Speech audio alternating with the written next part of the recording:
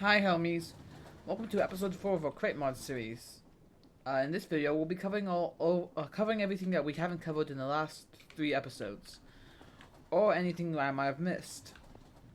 Uh, Anyways, hopefully today's episode will be shorter than the last ones. But last episode I said that and that was still 30 something minutes, might even longer. Anyways, let's jump right in. So first we'll be covering up. First thing we'll be covering is the diving gear. We have the two variants: the copper set and the netherite set. The copper set is just made of copper. It's your early game set.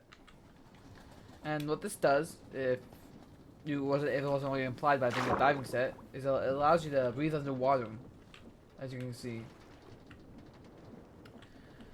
You only actually need the copper back tank of the copper diving helmet, as the copper diving boots just makes it so that you sink to the bottom.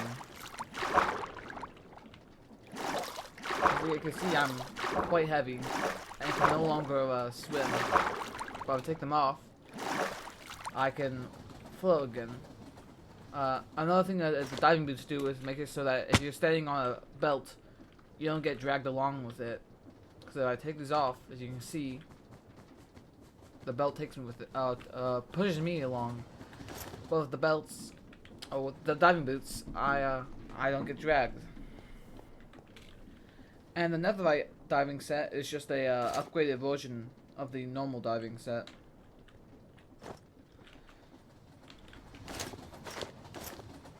So you take a diving helmet, or back tank, normal netherite leggings. Because you need to be fully covered in netherite, either with netherite diving boots or regular netherite boots. Because with the netherite diving set, you can dive in lava, as you can see. You can walk around down here without actually burning up. But if I take off any piece of the diving set, you can see I just begin to burn. The diving helmet makes it so that you can actually see underwater.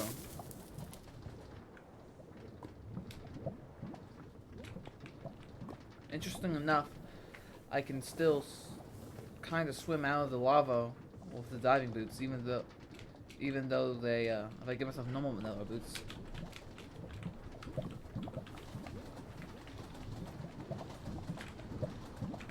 That these diving boots do make me heavy, as you can see.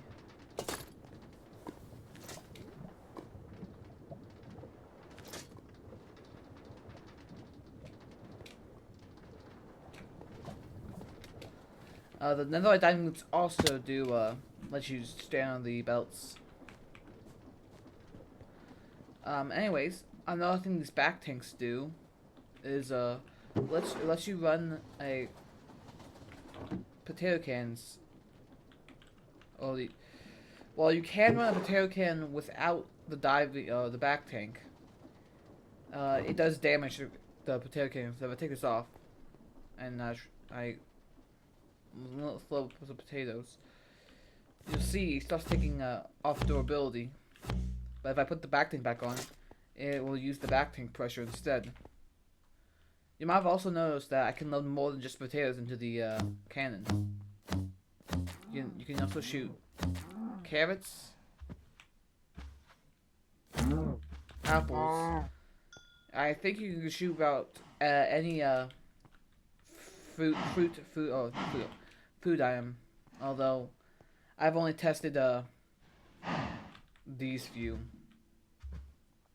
and I think depending on what you shoot, there's a more changes the damage.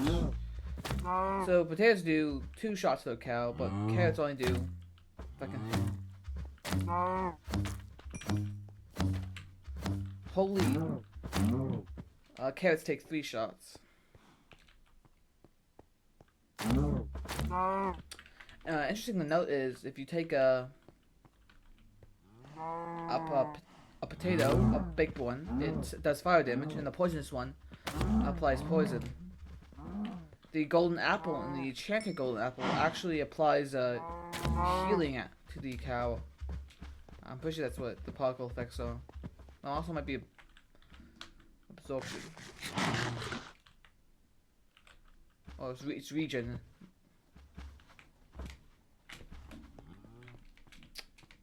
Anyways, to fill your back tank, you just gotta get up against the shaft on the top, and it will fill.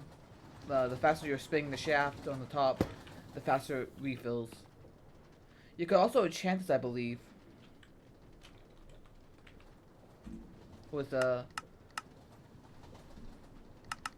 reload capacity. Yeah, capacity goes up to 3 unless you hold more oxygen in your, more air in the back tank. Now we do have another set of armor to cover, so let me just put this back on the mannequin we have here.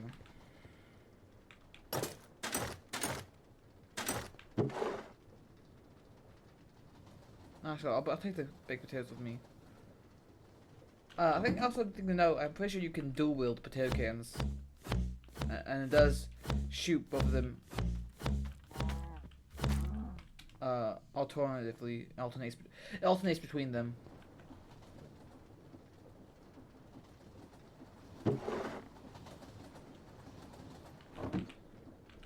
Anyways, our next set of armor is the cardboard armor and the cardboard sword. So I'll show you what it does real quick. So the cardboard sword doesn't do any damage, and it doesn't take any durability when used. But what it does is it knocks things back. The knock. Ooh, I'm lagging a bit. Okay. Ooh. Okay. You can also just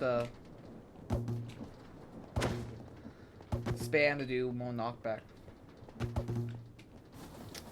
And now what the armor does is, if you're wanting the full set and you press shift, you go solid snake mode and turn into a box. And this actually allows you to sneak around mobs. So you just take this, we put it on easy real quick, put down all these husks, and they'll see me if I sneak. They lose sight of me.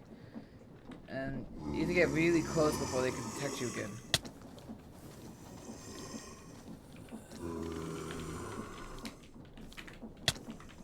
So it's very helpful for sneaking around, even though you don't get the most defense out of it.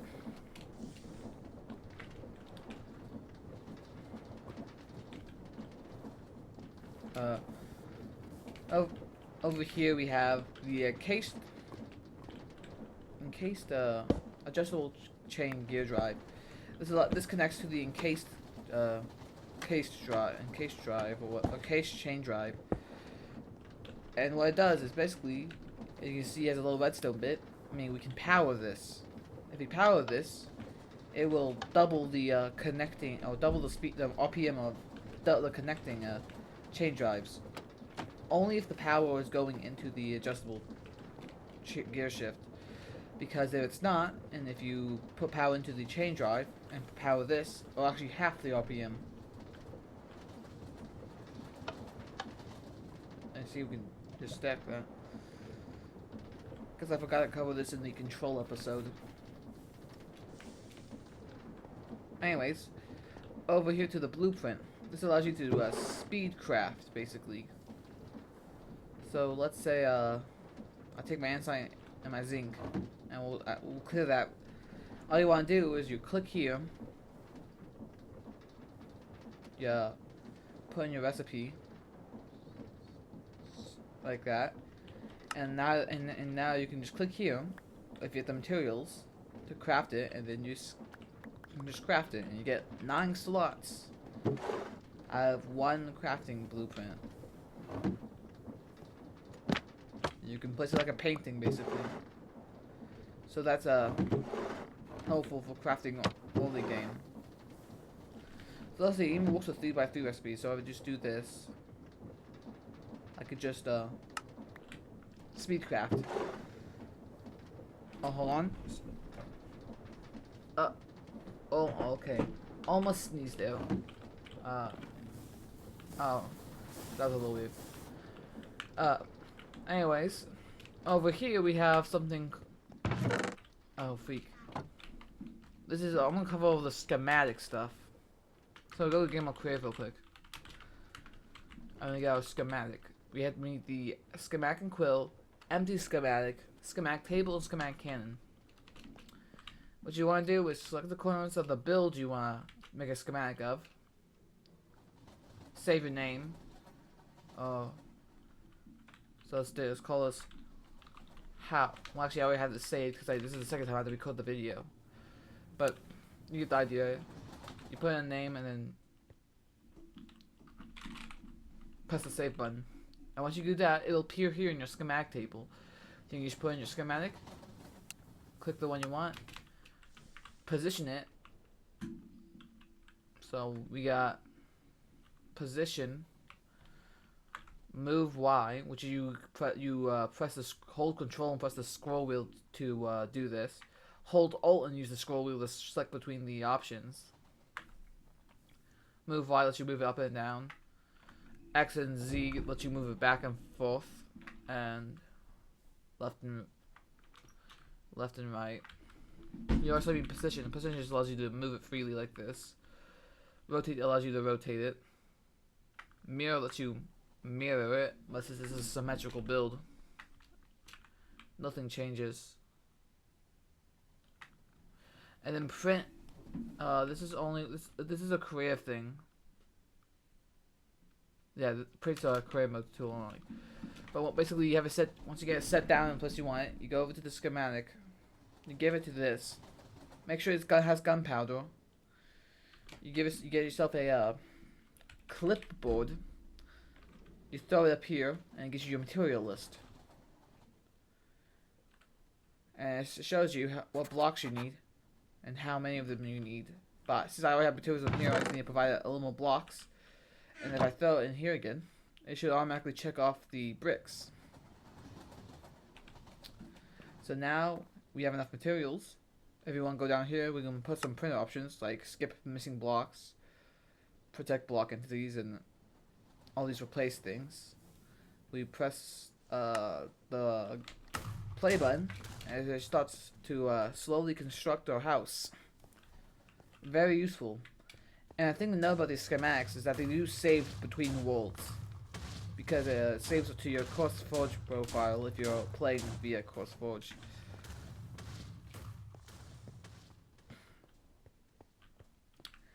Anyways, go back to survival mode, and let's go over here to the toolboxes. You can pick these up, place it, but they're meant to be used placed down. And basically, you hold Alt, you click on them, or if you're in range, you hold Alt, and you can pull stuff out of it. So let's say I want to pull out my gearbox and some shafts. It will automatically draw from the inventory of the toolbox when I place these. And you see there at the bottom, it shows you when I'm in range or not. Indicated by the little red thing. And basically, when I'm done with these, I can just return items to the toolbox. And it holds eight stacks of 4, or eight items, 4 stacks of each. You can have multiple, so if you press Alt, then you can click your other toolboxes, and you can return items there. Very helpful for building, because you can just store a bunch of stuff without having it in your actual clogging up your hotbar or inventory. Over here we have the display board. This needs to be spun fast enough so it can actually display things. And there's actually quite a few ways to display things. The first thing is with clipboard. So if I just type in "Hello World" for example text, if I click the line I want it to be displayed on, it will display them. And then you right click on the line to destroy it, clear the text. And then it also does multiple lines. Another way to use the display board is using a display link on an item that gives display information. So, for example, I have all of these display links just taking information out of this threshold switch. This one this is detecting how full this barrel is. So, if you can see right now, it's 100% full. But if I take all these items out, it will now change it to be 0% full. If I partially fill it, it does that. You can also, another example of what you can take if I double these through, is that you actually take things from train stations. So this is showing how long until the train departs. You can also display to the these Nixie tubes with you can do Nixie tubes. They can also be placed on the side, and they can be used to read numbers, or if you just want to put like your letters on there, you click on with the clipboard, and then you just right click them again to reset them. We'll show another use over there. Over here we have the steam whistle. You have 3 types, and you just cycle through them with a wrench. If we do that real quick.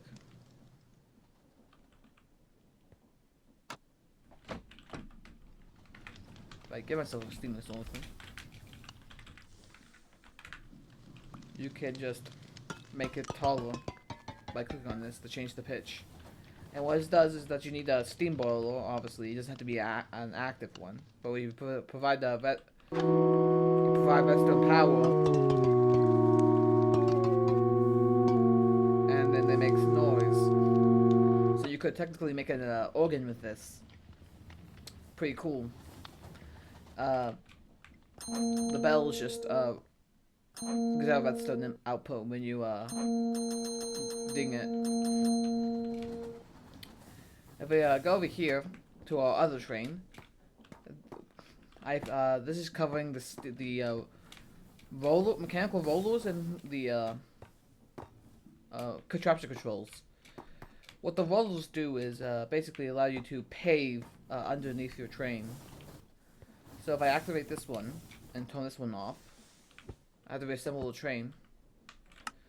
If I let this one go, you'll see that it will pave the blocks underneath the front train with granite. And but since I have this one deactivated, it won't repave with the andesite we have set here. But if I do that, turn that one off, turn this one on,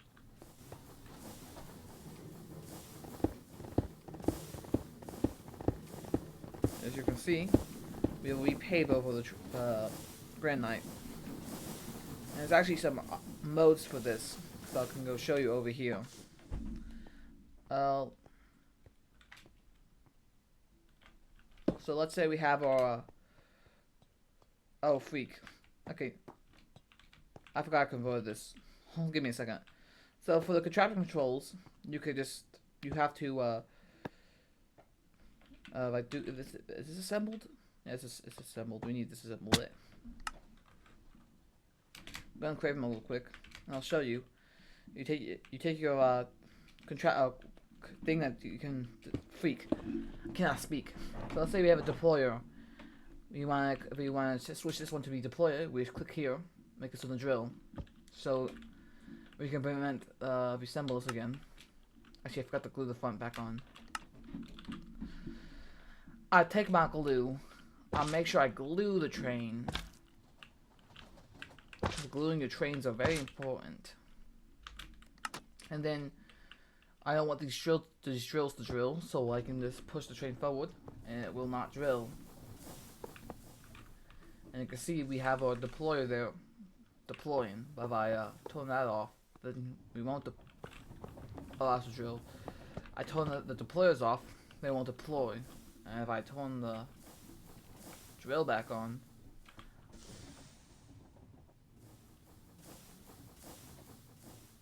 you can see this start spinning.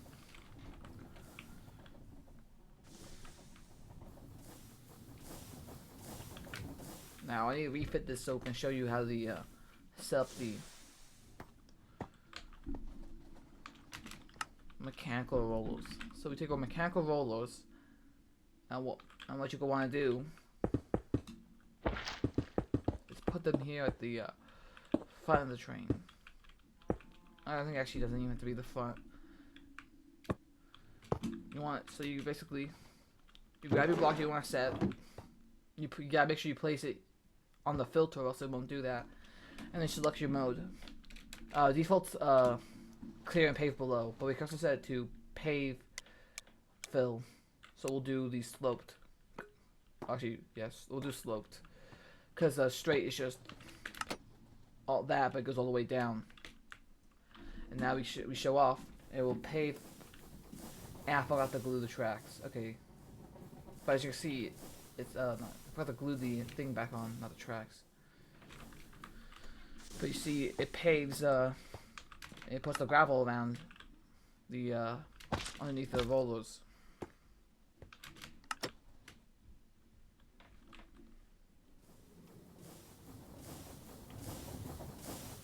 As long as you have stuff to pave with, it will pave. As you can see there, we ran out of gravel.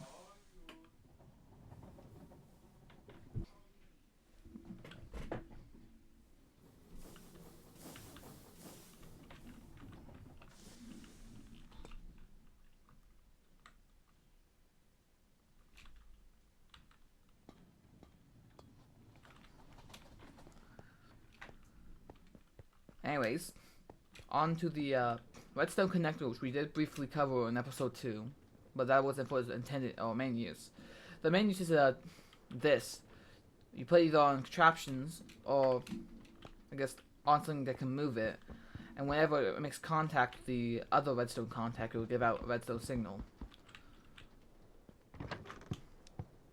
This works on contraptions and physical blocks, as you see. Over here we have the clockwork bearing.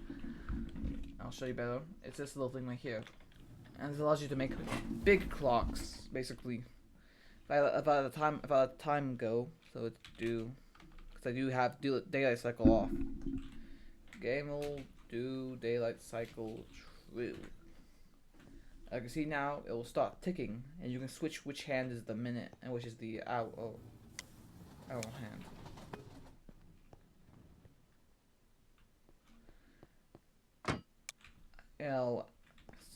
I accidentally clicked on the bearing. You also have the 24-hour hand post.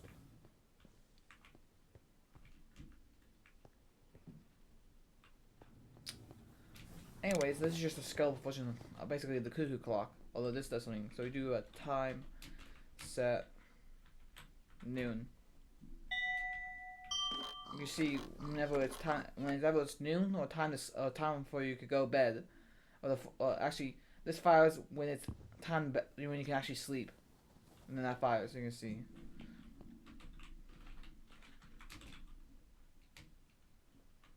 So turn it back off. We don't need daylight cycle.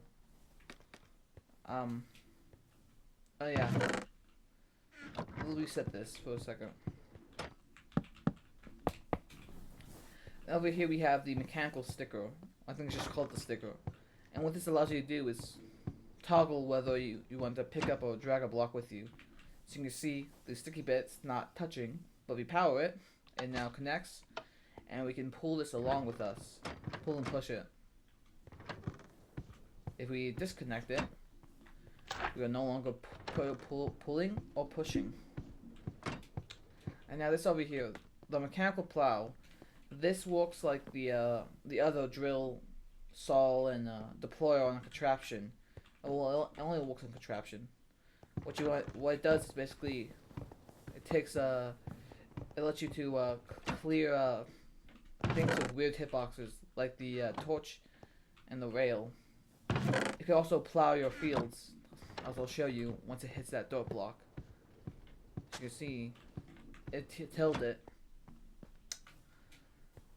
Alright, on to the next miscellaneous thing, which is the minecart coupling. This allows you to connect your minecarts. So if I take this coal and fuel first minecart here, you can see that will pull the cart along. You could also have it so that it pushes the cart. This does work with minecart contraptions, so you can couple minecart contraptions that we showed in I think the second video? Yeah. Over here we have the crate ladders, which are basically just fancy ladders that can be hung off the side of blocks. So we have our base here that needs to be connected to a full block, but then you can just build off of it. Comes in copper, andesite, and brass.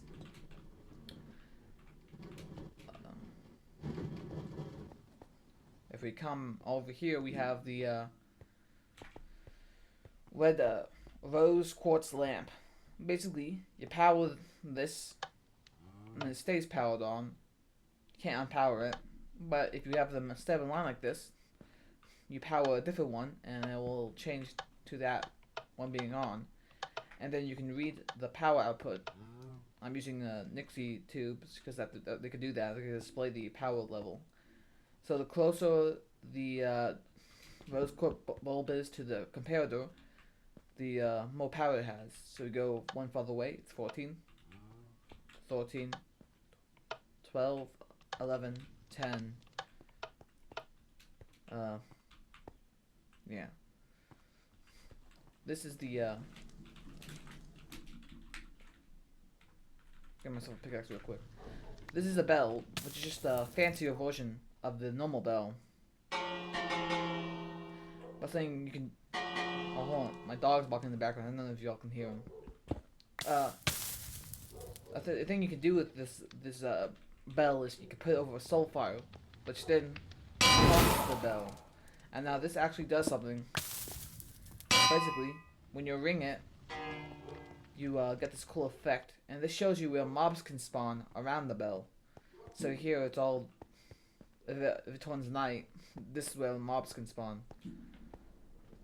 And you can see the campfire lights up a lot of the area around it, or preventing at least mobs from spawning. Anyways, this is the tablecloth/table cover. Table covers. Those are the cloths, and this allows you to either display items like we are with all this builder's tea here, or make a shop using the frog port storage. So let me get some diamonds and some iron. So let's say I want to buy this bread. I'll click on here, empty hand it, get a shopping list. You can see the total cost and what you're buying. So I'm gonna buy some cake, some apples, some tea. As you can see, I already bought stuff here. We'll just clear this out for demonstration purposes. And I gave this to the shopkeeper, and we'll put in the order from our storage over there, and that gets brought over. If I go to, I'm just gonna show you how to do this. So basically, what you want to do is have your stock ticker, like I showed you how to make in the last video, I think. To get I think it was the last video or the video before that. I think it was the video before that. You make your shopkeeper. Make sure he's a stock ticker. Make sure he's locked. And then you want to put items into your storage that you're trying to sell. Get your table covers. You bound them to him by clicking on him with it in your hand, and then selecting what you want to sell. So we'll do 6 andesite. Enchant it. Place it down, and then you can see we can set the price here. So I can set it for either an iron.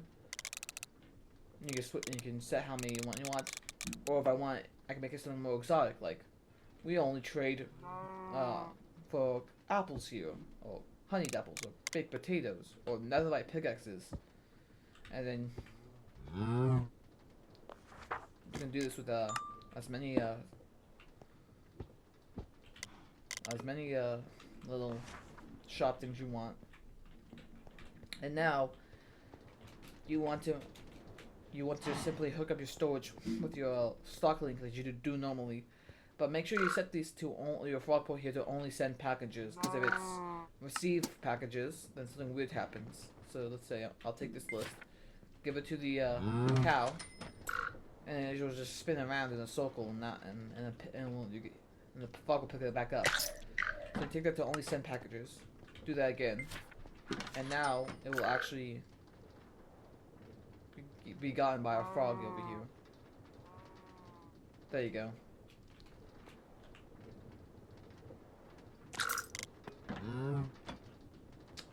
And you see it's in barrel. Thing to note is that all your payment will be kept in the stock ticker here. So you could probably just automatically either hopper that out or hopper funnel or manually collect that. Our last thing for today's episode is the repackager. Basically, we have our andesite from the last video, and what the repackager here does is that it takes two packages. So let's say we have our andesites and our nuggets coming in separate packages, but we want them to be in one single package when we send them to the andesite farm. What we do is basically we just have the frogs have it go into the barrel, power it so it actually takes the stuff out, and then if you grab one of these packages that have been packaged, you see that it all just comes out as single packages.